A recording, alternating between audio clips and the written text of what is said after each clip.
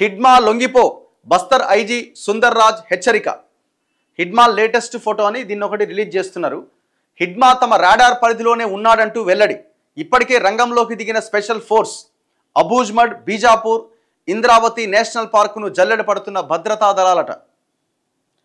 మనడు దొరకడం అంత ఈజీ కాదని అంటుంటారు. మోస్ట్ వాంటెడ్ మావోయిస్టు హిడ్మాను పట్టుకునేందుకు రంగం సిద్ధం చేస్తున్నారు. ఇప్పటికే కేంద్ర హోంశాఖ, ఛత్తీస్గఢ్ పోలీసులు సంయుక్తంగా ఆపరేషన్ హిడ్మా పేరిట స్పెషల్ ఫోర్స్ను రంగంలోకి దించాయి.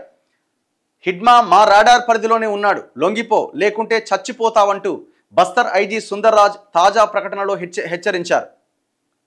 ఛత్తీస్గఢ్లోని సుక్మా జిల్లా ఉవర్తి గ్రామానికి చెందిన హిడ్మా 17 ఏళ్ల వయసులోనే పీపుల్స్ వార్ పార్టీలో 96-97 సంవత్సరంలో చేరి అంచెలంచెలుగా ఎదిగి ప్రస్తుతం దండకారణ్యం స్పెషల్ జోనల్ కమిటీ కార్యదర్శి, సెంట్రల్ కమిటీ మెంబర్ స్థాయికి ఎదిగింది.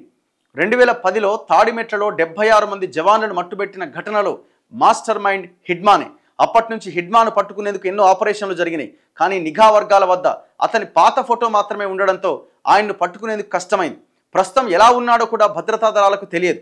అయితే ఇటీవల లొంగిపోయిన కొంతమంది మావోయిస్టుల ద్వారా హిడ్మా తాజా ఫోటోను సంపాదించారు. దీంతో కేంద్రం, ఛత్తీస్గఢ్ రాష్ట్ర ఇంటెలిజెన్స్ వర్గాలు ఆపరేషన్ హిడ్మాకు శ్రీకారం చుట్టారట. మరి ఇది ఏడు దాకా పోద్దన్నది చూడాలి.